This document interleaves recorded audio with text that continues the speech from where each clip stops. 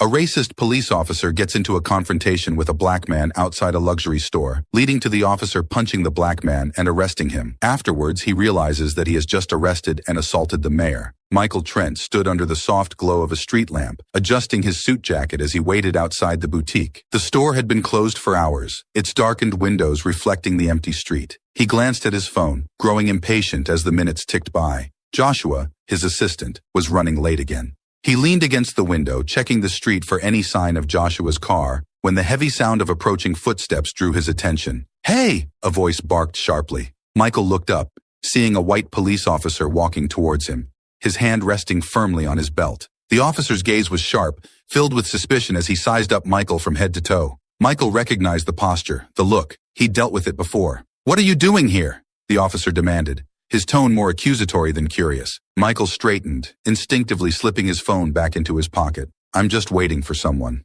he said evenly. The officer stopped a few feet away, his eyes narrowing as he scanned the empty street. "Waiting?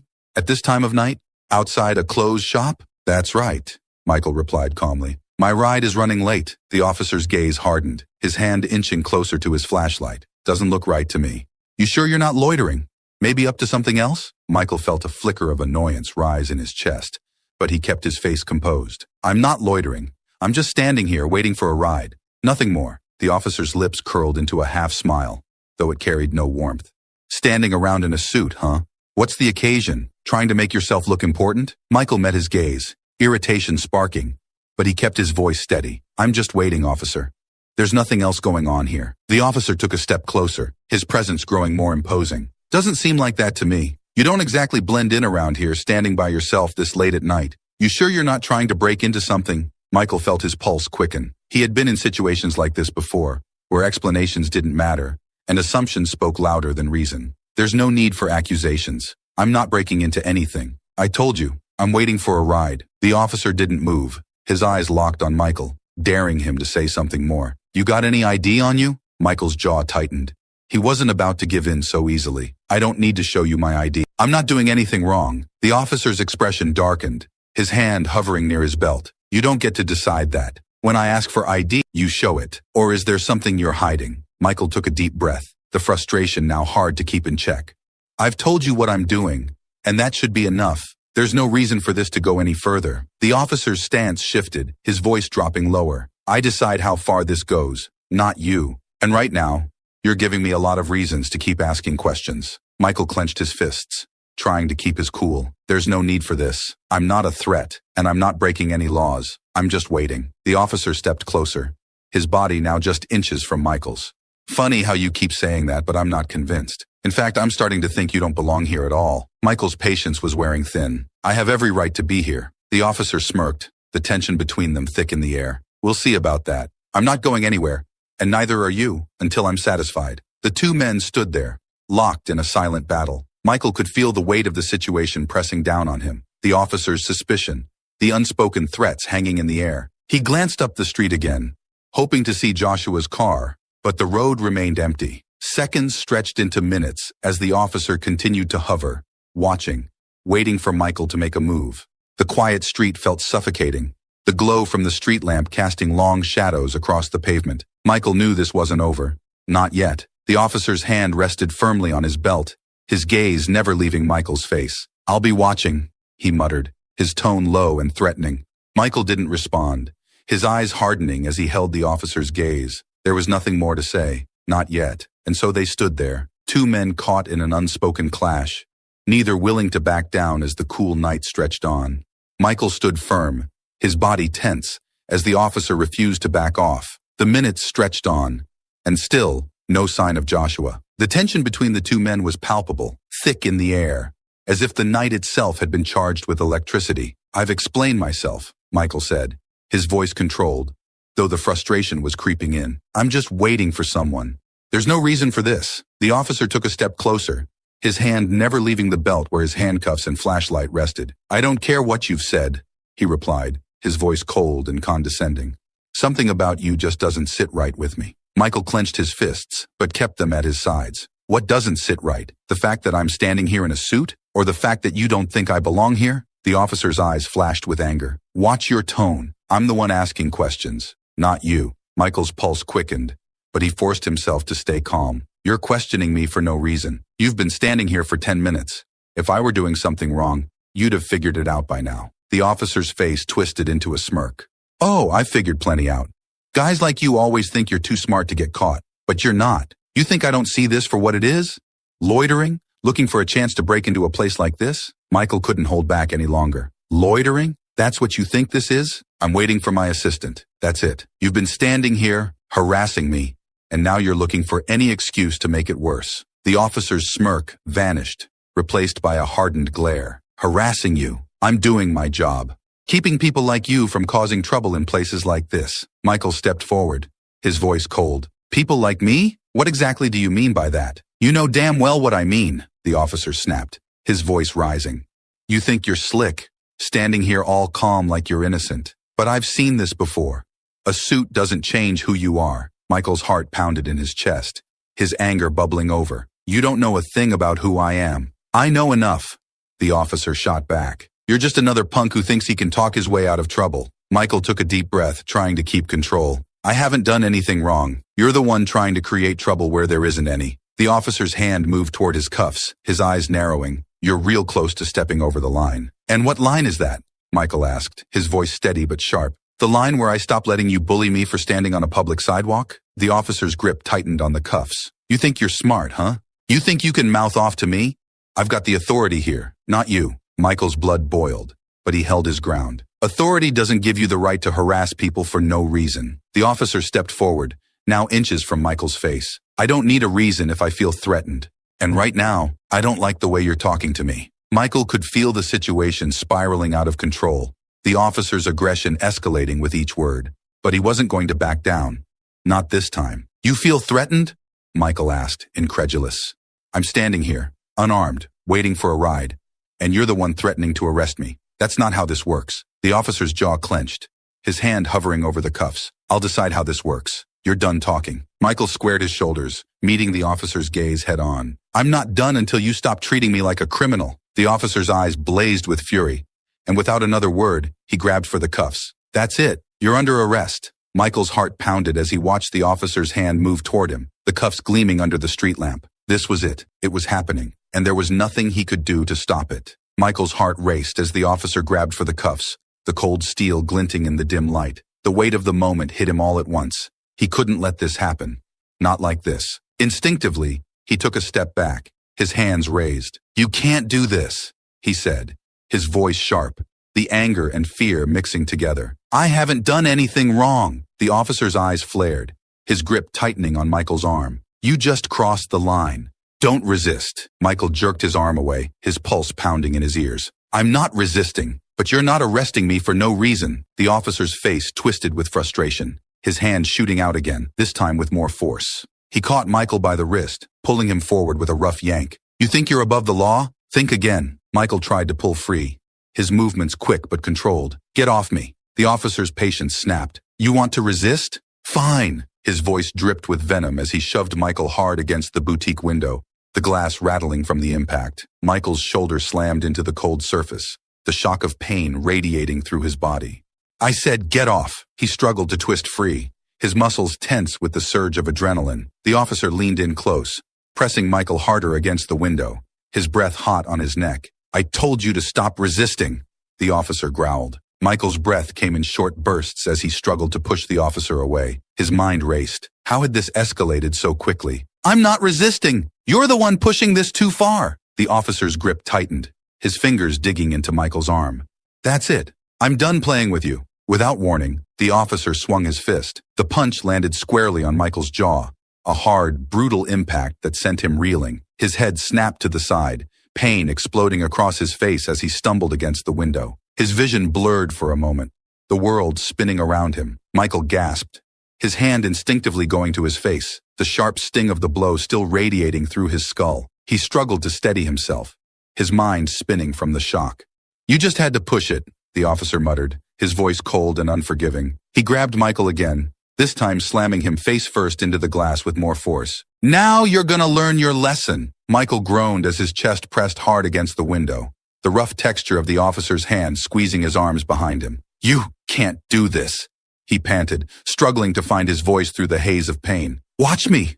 the officer snarled, as he wrenched Michael's arms behind his back. The cuffs clicked shut around his wrists, the metal biting into his skin. Michael's body slumped slightly, his cheek pressed against the cold glass, his mind swimming between pain and disbelief. He tried to turn his head, but the officer's weight kept him pinned, his breath shallow and labored. "On the ground," the officer ordered, pulling him back from the window and shoving him toward the pavement. Michael stumbled, barely managing to catch himself before his knees hit the ground. He was panting now, his face throbbing where the officer's fist had struck him. His thoughts spun wildly, the adrenaline still coursing through his veins. How had it come to this? He'd done nothing wrong, and now he was cuffed on the ground, assaulted by the very people meant to protect him. The officer stood over him, his chest rising and falling with his own pent-up rage. "Maybe next time you'll think twice about resisting arrest." Michael looked up at him, his vision still swimming, but his voice came out firm, though laced with pain.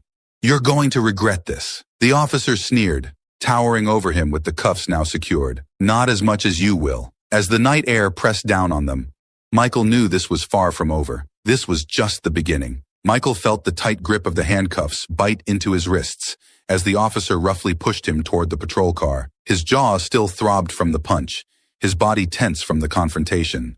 But beneath the pain and tension, a calmness began to settle over him. He knew something the officer didn't, and that knowledge gave him the upper hand. The officer, still brimming with self-satisfaction, moved toward the car, opening the back door with a sharp tug. "Get in," he ordered, his voice cold and full of authority. "I warned you not to resist." Michael didn't move. Instead, he straightened himself, took a deep breath, and with a quiet, almost smug smile said, "Before you throw me in that car, why don't you check my ID?" The officer froze, his hand still on the door, his brow furrowing in confusion. "What are you talking about?" Michael's smile grew ever so slightly. "You heard me. Check my ID. It's in my wallet." The officer hesitated, narrowing his eyes as if trying to decide whether this was some sort of trick. "You've had plenty of time to give me your ID. Now, you want to cooperate?" Michael met his gaze, his voice calm and laced with quiet confidence. "Check it. You're going to want to know who you've just cuffed before this gets worse for you." The officer's confidence faltered, but he still wasn't fully buying it. "Fine. Let's see what you've got," he muttered, reaching into Michael's pocket and pulling out his wallet. With a flick of his wrist, the officer opened it and pulled out the ID card. For a moment, he squinted at it, his expression unreadable. But as he processed the information, the color drained from his face. The name, the title, everything clicked into place. His eyes darted from the ID back to Michael, disbelief and panic flashing across his features. That's right," Michael said, his voice smooth and unhurried. "I'm the mayor of this city." The officer's face went pale, the full weight of what he had just done sinking in. He looked back at the ID as if hoping it would change, but it didn't. The realization hit him hard. He had just assaulted and arrested the highest-ranking official in the city. The officer's hands trembled as he fumbled with the cuffs, his previous aggression gone, replaced by panic. "Sir, I didn't know. I didn't realize." Michael cut him off, his voice still calm but now sharper, more commanding. "You didn't realize because you assumed. You let your prejudice blind you, and now you're in a situation you can't talk your way out of." The officer's face flushed with embarrassment and fear as he hurriedly unlocked the cuffs, freeing Michael's wrists.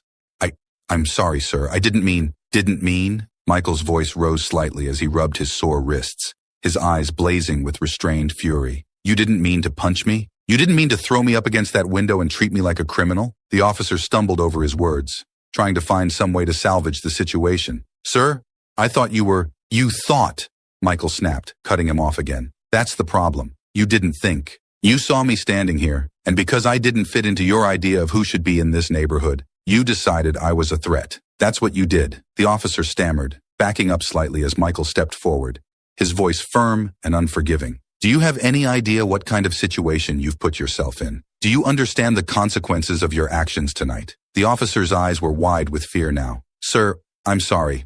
I didn't mean for it to go this far." You didn't mean for it to go this far?" Michael's voice was cold, his words slicing through the officer's weak defense. "This is exactly what happens when you let your bias dictate your actions. You're supposed to serve and protect, not assault and profile." The officer swallowed hard, his face pale, his hands still shaking. I made a mistake." "A mistake?" Michael's voice was low, controlled, but deadly serious. "You think that's going to fix this? You think an apology is enough to make up for what you just did? The officer couldn't meet Michael's eyes, his whole demeanor collapsing under the weight of his realization. Michael took a step back, letting out a long breath. I want your badge number. Now. The officer fumbled to provide the number, his voice barely a whisper as he recited it. Michael took out his phone, jotting it down calmly before looking the officer in the eye one last time. You'll be hearing from me again, Michael said, his tone final. And next time, you won't be getting off so easily. With that, he turned and walked away, leaving the officer standing there, paralyzed with fear and regret. As Michael walked down the empty street, his mind was already racing ahead. This incident wasn't just personal. It was a symptom of a much larger problem,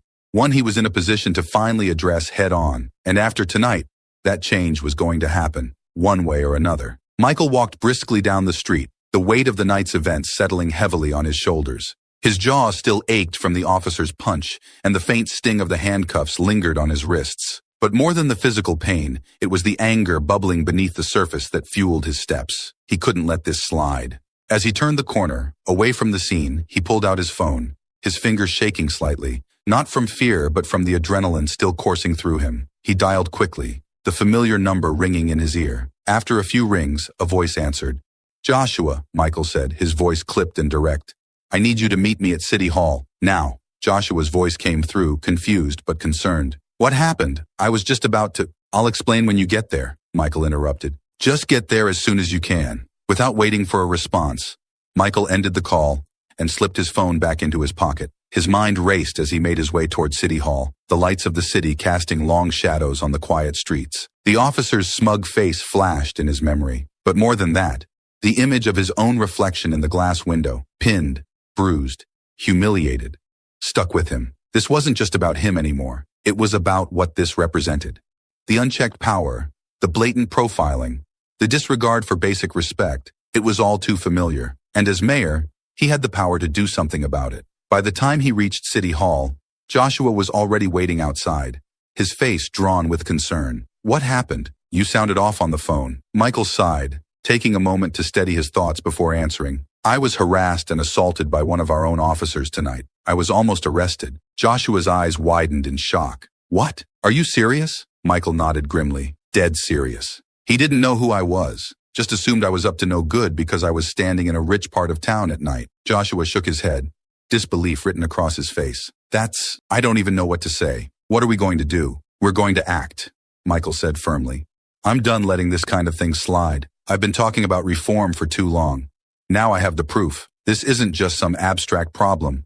It happened to me. Joshua looked at him, his eyes serious. So what's the plan? Michael's mind was already working through the details. First, we're filing a formal complaint against the officer. I have his badge number. Then we're taking this up with the police chief. This has to be handled at the highest level. I'm going to make sure this officer faces the consequences of his actions. And beyond that? Joshua asked. What about the broader issue? Michael's jaw tightened as he remembered the officer's sneering face, the casual violence with which he had treated him. This is going to be the catalyst. I've been pushing for reform in the department for months, but now I have the leverage I need. We're going to take this public if we have to. The community needs to know that this kind of behavior won't be tolerated anymore. Joshua nodded, his expression serious. I'm with you, whatever you need. Good, Michael said, because this isn't going to be easy.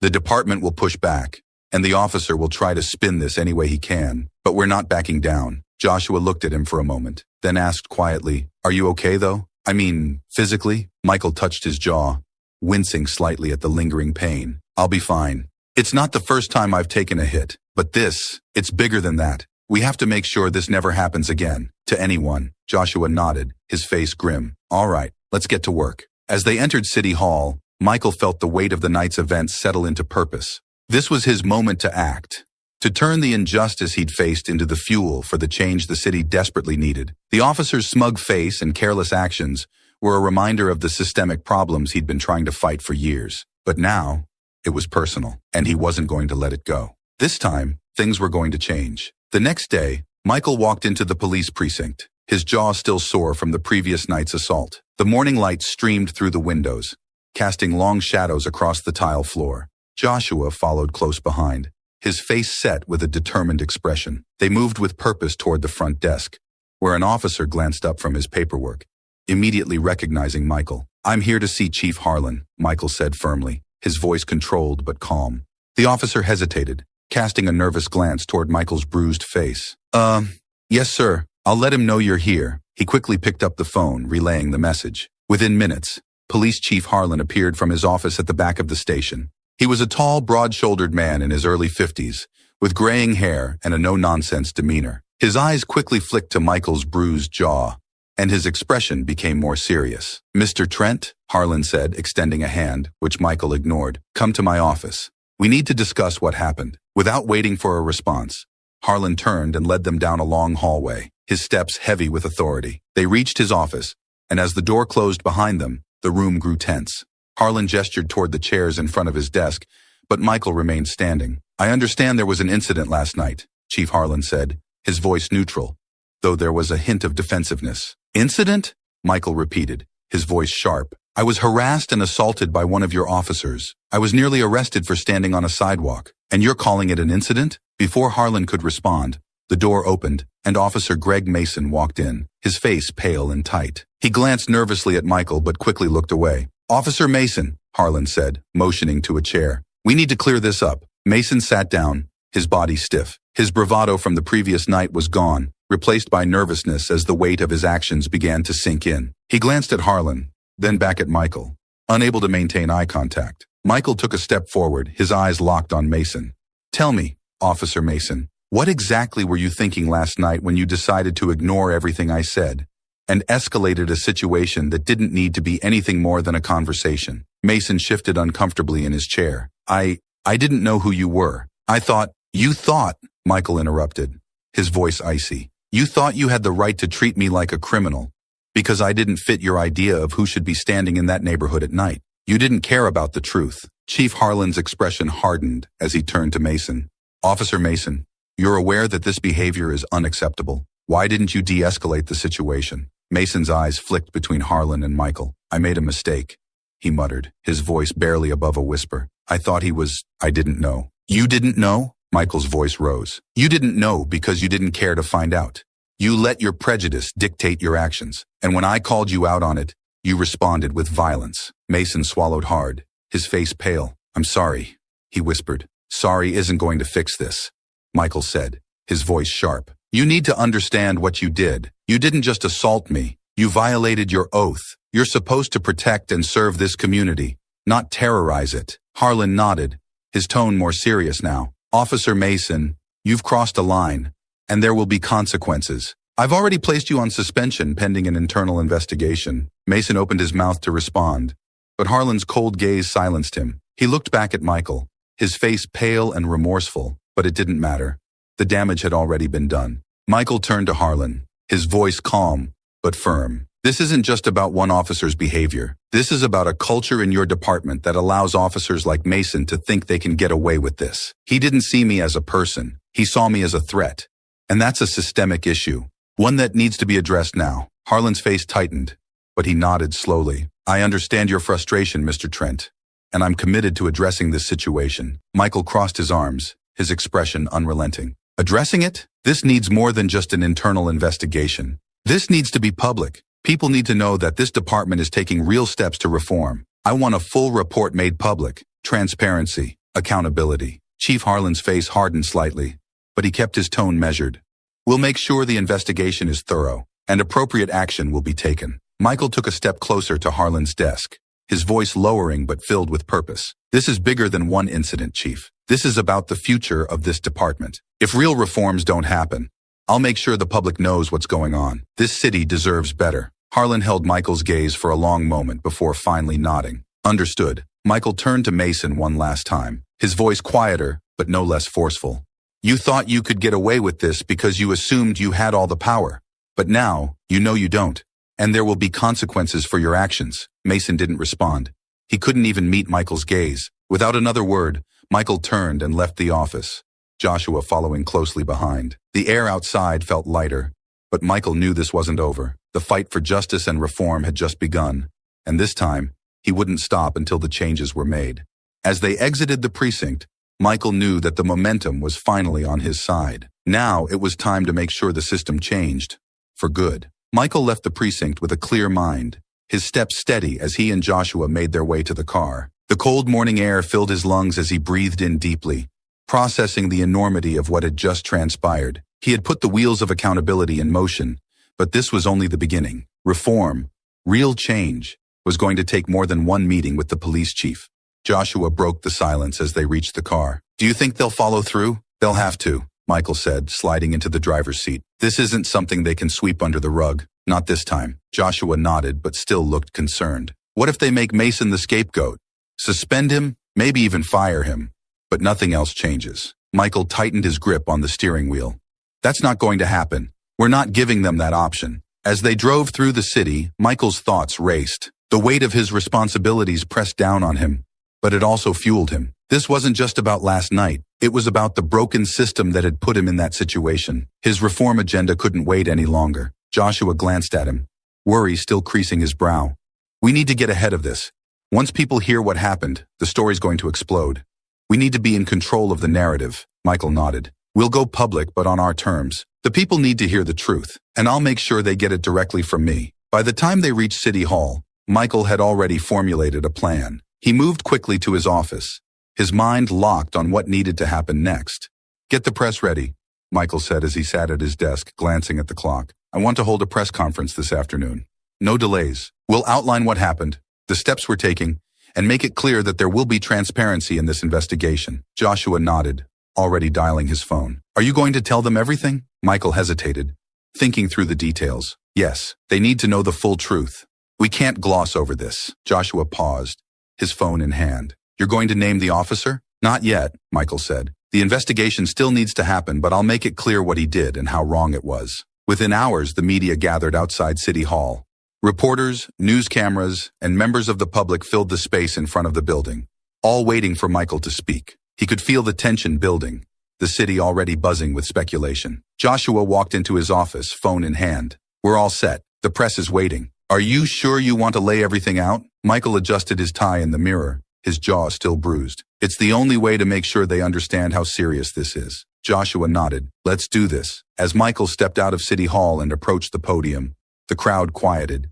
Cameras flashed, microphones were held high, and all eyes were on him. He took a deep breath, feeling the weight of the moment. "Good afternoon," Michael began, his voice calm but resolute. "I've called this press conference today to address an incident that occurred last night involving one of our city's police officers and myself." The crowd stirred, the tension rising as people leaned in to hear more. "Last night I was standing outside a store waiting for a ride when I was approached by an officer on patrol. Despite my calm explanation of why I was there, the officer became increasingly aggressive. He made assumptions about who I was and why I was there." Michael paused, letting the weight of his words sink in before continuing. "He accused me of loitering, of being up to no good, simply because I didn't fit his idea of who should be in that neighborhood. When I calmly tried to explain myself, the situation escalated. He punched me, handcuffed me, and was about to throw me in the back of his patrol car." A murmur rippled through the crowd, the shock of his words sinking in. "At no point did I resist," Michael continued, his voice rising with conviction. "I was calm, clear, and respectful, but that didn't matter. What mattered to him was what he saw when he looked at me. Not the words coming out of my mouth, not my explanations. He saw a threat, and he acted on that assumption." Michael glanced at Joshua, who gave him a nod of encouragement. He turned back to the crowd, his voice steady but impassioned. "It wasn't until I told him to check my ID that he realized who I was. At that moment, everything changed. The panic set in. He uncuffed me, stammering apologies, realizing the mistake he had made. But the mistake wasn't just about me. This is about the systemic issues in our police department." He leaned forward slightly, gripping the sides of the podium. "This isn't just about one officer. It's about a culture that allows these assumptions to be made. It's about a system that allows people to be treated as suspects, based on their appearance, rather than their actions. This is what we've been fighting to change." The crowd was silent, hanging on his every word. "There will be a full investigation into the actions of this officer," Michael continued, "and I will personally ensure that the investigation is transparent. The people of this city deserve to know what happens in their police department, and I won't let this be another story that fades into the background." Michael paused again, locking eyes with the cameras. "But this is bigger than one incident.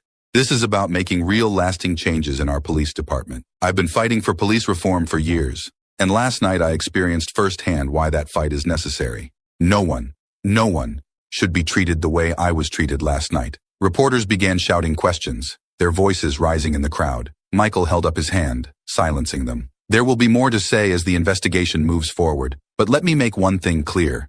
This is not the end. This is the beginning of real change. I will not stop until every person in this city, no matter who they are, no matter where they're from, can trust that they will be treated fairly and with respect by the very people sworn to protect them. With that, Michael stepped away from the podium. Joshua met him at the bottom of the steps, his expression serious. That was intense, Joshua said quietly. But you did what needed to be done. Michael nodded. It's time for this city to wake up. We've talked about reform long enough. Now, it's time to make it happen. As they walked back into City Hall, Michael felt the burden of leadership more acutely than ever. But he also felt something else, a renewed sense of purpose. This was the moment he had been waiting for. Now, it was up to him to push for the reforms the city desperately needed. This time, he wouldn't stop until the system changed for good. Michael sat in his office at City Hall, staring out of the large windows overlooking the city. The press conference had shaken the city's leadership, and the phone had been ringing nonstop since he stepped off that podium. Calls from council members, local organizations, and even from his constituents flooded in, everyone wanting to know more, to express their outrage or support, or to demand faster action. The city was waking up, but the challenge ahead was daunting. Joshua entered the office, his phone in hand. You've been getting a lot of attention. Social media's buzzing, and the press is covering the story nonstop. Michael sighed and rubbed his temples. Good. We need to keep the pressure on. I want people to understand how serious this is. Joshua nodded, stepping closer to the desk. I've spoken to some community leaders, and they're ready to support you, but they're also expecting something concrete.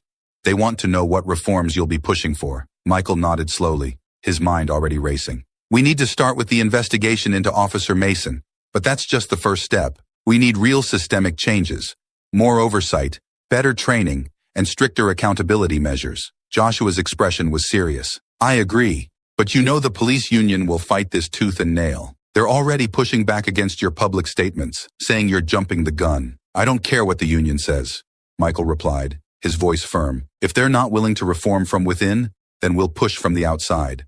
This isn't going away. Before Joshua could respond, there was a knock on the door, and Michael's assistant stepped in. Mr. Trent, the police chief is here to see you. Michael exchanged a quick glance with Joshua before nodding. Send him in. Chief Harlan entered, his usual confident stride now more measured. He offered a tight-lipped nod to both men before sitting down across from Michael's desk. There was a brief, uncomfortable silence as Harlan's gaze met Michael's. Mr. Trent, Harlan began, his tone polite but with an edge of defensiveness. I've seen the coverage of the press conference. I understand why you felt the need to go public, but we need to discuss how we move forward from here. Michael leaned forward, his hands clasped in front of him. What's there to discuss? The officer's actions were inexcusable.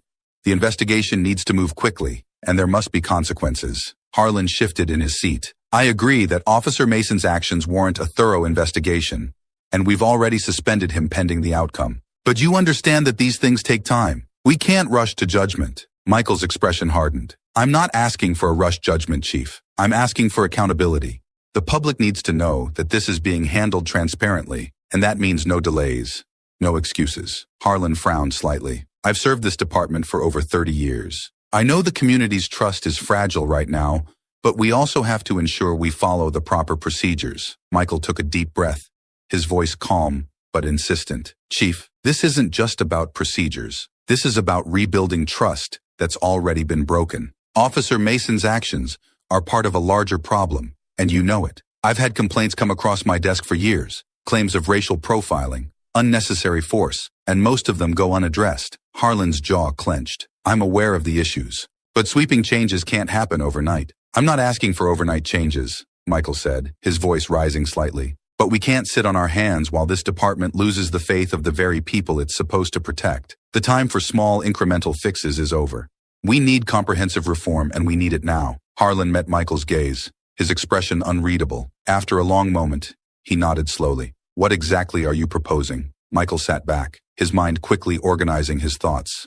First, we need to establish an independent oversight committee, something outside the department to review complaints of misconduct and make recommendations for discipline. Second, I want mandatory de-escalation training for every officer in the force, with specific training on racial bias. And third, There must be a public reporting system where residents can see the progress of complaints and investigations. Harlan raised an eyebrow. An independent oversight committee? You know the union will push back hard on that. Michael nodded. Let them push, but this is non-negotiable. People need to see that there's accountability, that the department isn't protecting its own at the expense of the community. We can't let internal investigations continue to be handled quietly behind closed doors. Harlan sighed, rubbing the back of his neck. You're asking for a lot. I'm asking for what's necessary, Michael replied firmly. This isn't just about making changes to fix what happened to me. It's about ensuring that what happened to me doesn't happen to anyone else. Harlan looked down for a moment, clearly weighing his options. When he finally spoke, his voice was lower. I understand your position, and I agree that changes are needed. I'll bring this to the department, but you need to be prepared for a fight. Not just from the union, but from officers who feel like they're being targeted. Michael leaned forward again, his eyes locked on Harlan. This isn't about targeting anyone. This is about making the police force better. If any officer feels threatened by accountability, then maybe they shouldn't be on the force in the first place. Harlan's lips thinned, but he nodded. I'll take your proposals to the department leadership. We'll see what we can do. As Harlan stood to leave, Michael remained seated, watching him closely. Remember, Chief, Michael said quietly, the eyes of the city are on us right now. Don't let this opportunity for change slip away. Harlan paused at the door, turning back to Michael. I won't, he said, his tone more sincere than before. We're all in this together, whether we like it or not. When Harlan left, the room fell quiet, and Joshua exhaled sharply. You think he'll actually go through with it? Michael rubbed his jaw, still tender from the night before. He'll have to. We've come too far to let this fall apart now. Joshua nodded, pacing slightly. So, what's next? Michael stood up, walking over to the window and looking out over the city. Next, we keep pushing. We rally the community, we stay visible, and we keep the pressure on until real reforms are in place. This isn't just about one bad officer, it's about changing a system. Joshua crossed his arms, a hint of a smile on his face. I think you're ready for that fight. Michael smiled grimly. I've been ready for a long time. As the sun began to set over the city, Michael knew the fight was just beginning. But for the first time in a long time, he felt like victory. Real, lasting change was finally within reach. The following day, Michael wasted no time moving his agenda forward. The press conference had sparked a wave of conversations throughout the city, on the streets, in offices, and on every news outlet. The pressure on the police department was intensifying, and Michael knew it wouldn't be long before the resistance from the union and department leadership reached full force. He stood in the mayor's office, staring down at a stack of paperwork that outlined his proposals for reform. Joshua entered the room, his expression tense but focused. I've just gotten off the phone with a few council members. The public's backing your reforms, but there's pushback from the usual suspects. Michael nodded. I expected that. Who's pushing hardest? Joshua sighed. Some of the council members who are in close ties with the police union are being cautious. They're worried about the political blowback. We don't have time for cautious, Michael said firmly. This isn't about politics. This is about real change. Right. But they're politicians. They'll protect their own interests first. Michael glanced at his watch. We need to get these proposals in front of the council today. If we wait any longer, the momentum dies. Joshua pulled out his tablet. The police chief just issued a statement. He's backing the investigation, but said that the police department can't allow reforms to weaken the ability of officers to do their job. Michael's jaw tightened. That's code for we're going to stall. Joshua nodded. Exactly.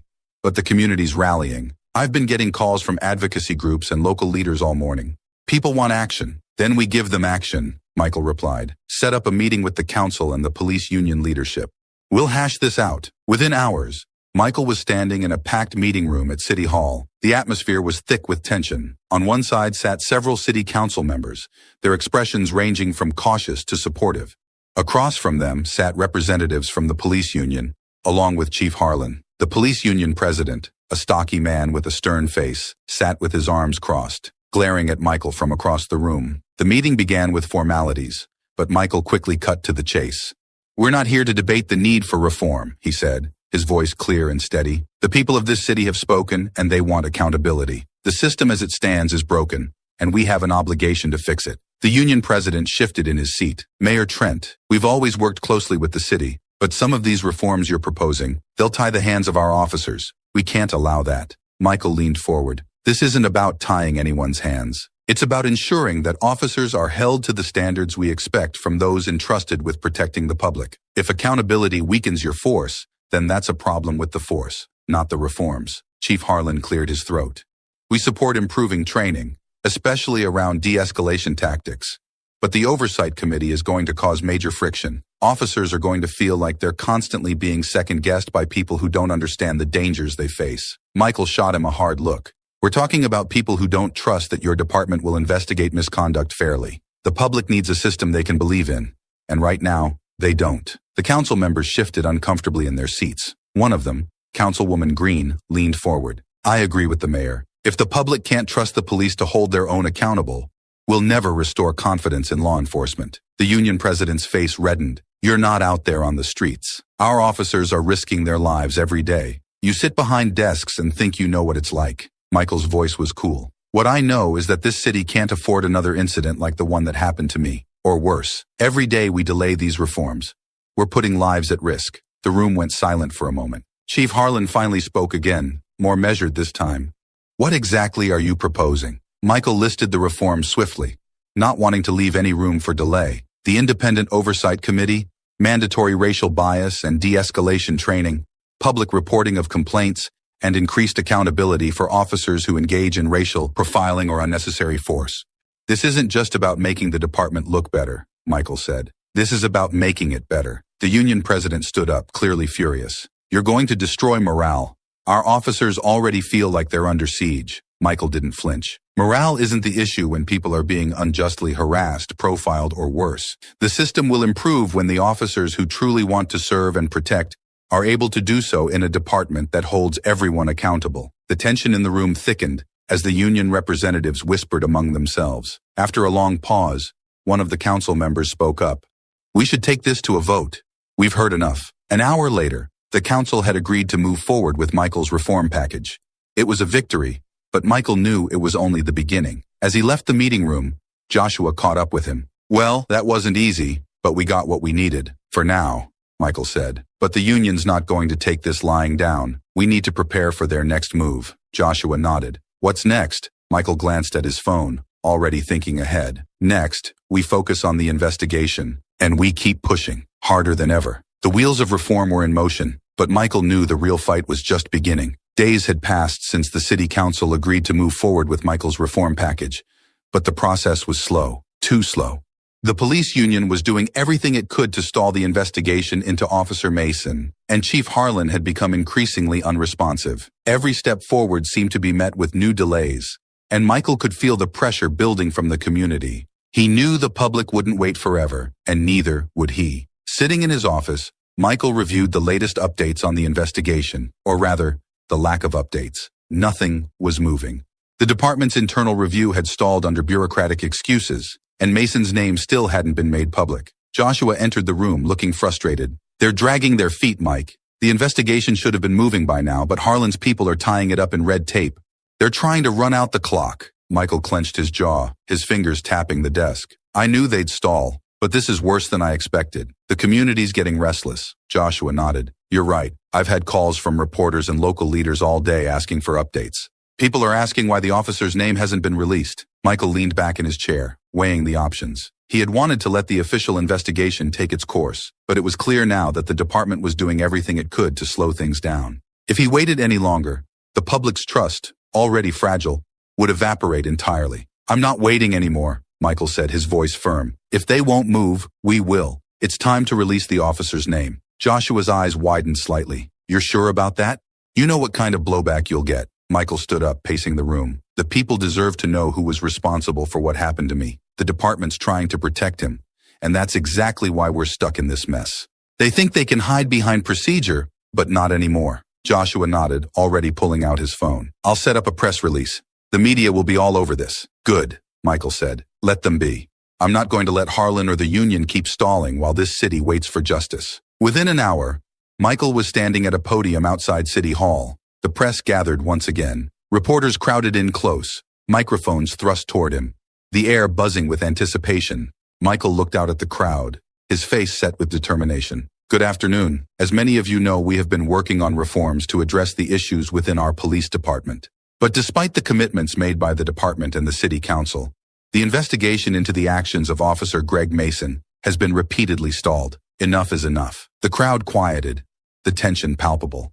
I've waited patiently for the police department to move forward with this investigation, Michael continued. But the delays have gone on long enough. Today, I'm releasing the name of the officer involved in the incident that occurred last week. His name is Greg Mason, and he is the officer who wrongfully detained and assaulted me. A murmur rippled through the crowd as reporters began scribbling notes and snapping photos. This isn't just about me, Michael said, his voice rising with conviction. This is about accountability. The people of this city deserve transparency, and they deserve to know who is responsible when misconduct occurs. Officer Mason's actions were unacceptable, and the public has a right to know his name.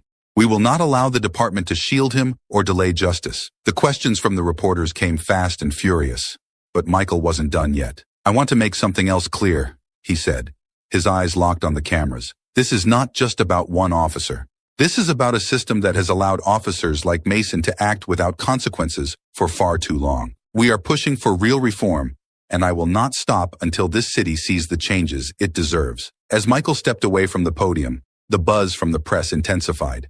Joshua caught up with him as they walked back into City Hall. That was bold, Joshua said, but necessary. Michael nodded, his mind already racing ahead. It was the only move we had left. Harlan and the union won't be able to hide behind the investigation anymore.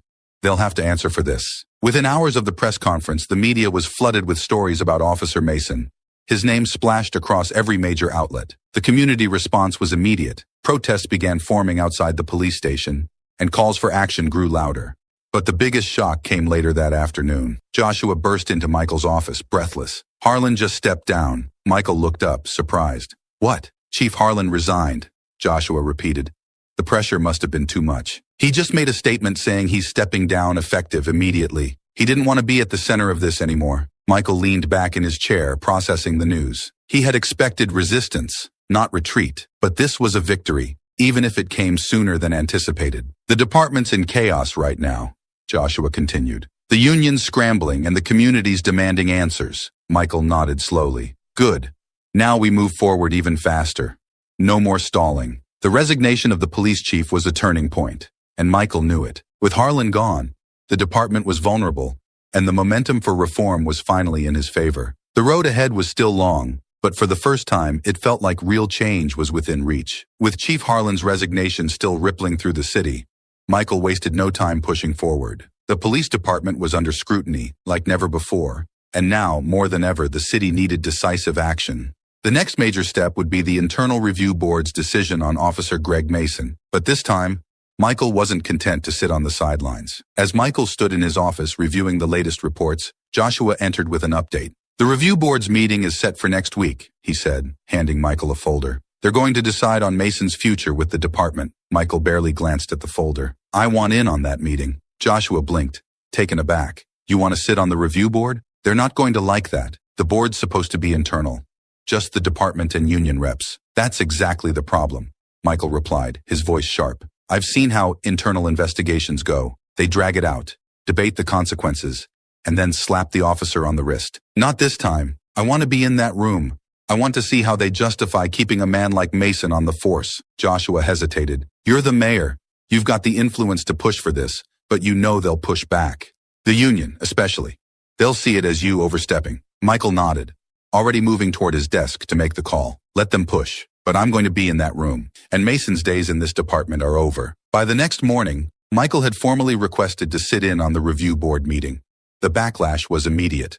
The union president, as expected, went on the offensive, calling Michael's request a violation of the department's procedures and an unprecedented political overreach. Several high-ranking officers within the department echoed the sentiment, but Michael didn't care. The public was on his side, and so were the city's community leaders. The pressure to reform was stronger than ever, and if there was one thing Michael was sure of, it was that this was the moment to strike. The day of the review board meeting arrived quickly. Michael entered the conference room, where the board had already gathered. It was a small private space with a long table at the center. Around it sat members of the police review board, senior officers, a union representative, and a legal advisor. Greg Mason sat at the end of the table, his face pale but defiant. Michael could feel the tension in the air as he took his seat. The head of the review board, Captain Reynolds, cleared his throat and spoke, his tone measured.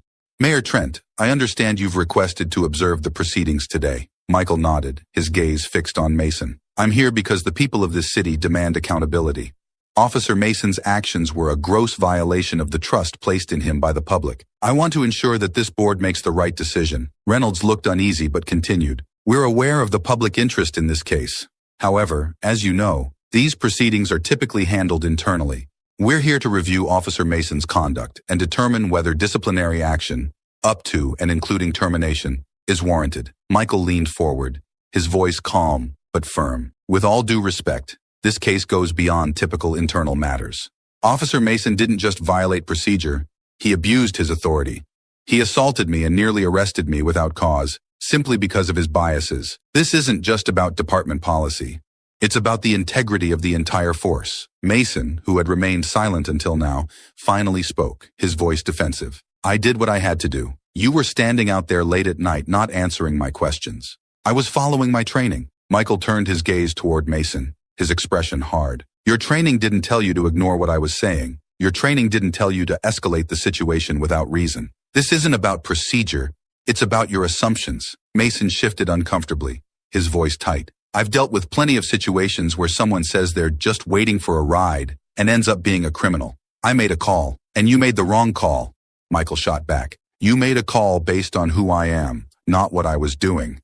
That's the difference. The room fell silent for a moment as Captain Reynolds looked between Michael and Mason, then addressed the room. We'll now hear statements from Officer Mason and review the findings of the internal investigation. As the meeting continued, the board reviewed the evidence against Mason, his actions that night, the body camera footage, and witness testimony. The case against him was overwhelming. Michael remained silent for most of the proceedings, but every time Mason tried to justify his actions, Michael felt his anger rise. Finally, after hours of discussion, Captain Reynolds turned to Michael. Mayor Trent, before we conclude, is there anything else you'd like to say? Michael stood, his eyes locking on Mason. I've heard enough excuses from Officer Mason today. He's refused to take accountability for his actions, and that tells me everything I need to know. The people of this city deserve better. They deserve a police force they can trust, one that serves and protects everyone, without prejudice. Keeping Officer Mason on this force would be a stain on this department's reputation. He must be terminated. Mason scowled, his voice low. You're making me out to be a monster. I didn't wake up that day planning to arrest anyone. I was doing my job. If that's what you think your job is, then you should never have worn that badge in the first place, Michael replied coldly. Captain Reynolds nodded, looking around the room. The board will now deliberate. An hour later, the board returned with their decision. Captain Reynolds spoke clearly, his voice steady. After reviewing the evidence and hearing all statements, the board has decided that Officer Greg Mason's actions were in violation of department policy. His conduct was unprofessional and unacceptable. Officer Mason is hereby terminated from the police department, effective immediately. Michael felt a wave of relief wash over him, but he kept his expression neutral as Mason stood, visibly shaken. The former officer didn't make eye contact with anyone as he left the room. Captain Reynolds turned to Michael. Thank you for being here, Mayor Trent. We understand this was an important decision for the city. Michael nodded, his voice calm but resolute. This was the right decision. But this is just the beginning. The people of this city are watching, and we need to continue pushing for the reforms that will prevent this from ever happening again. As Michael left the room, Joshua met him in the hallway, a look of satisfaction on his face. It's done. Mason's gone, Michael nodded. It's a victory, but there's still more to do. We need to make sure the reforms go through. Joshua smiled. One battle at a time, Mike, but you've made history today. Michael glanced back at the door to the review board's room, feeling the weight of the moment. Maybe, but we've got a lot more battles ahead of us. As they walked out of City Hall, Michael knew that while Mason was gone, the fight for real change had only just begun. This victory was significant, but there were still deep-rooted issues within the department that needed to be addressed. The road to reform was long, but Michael was ready to lead the way.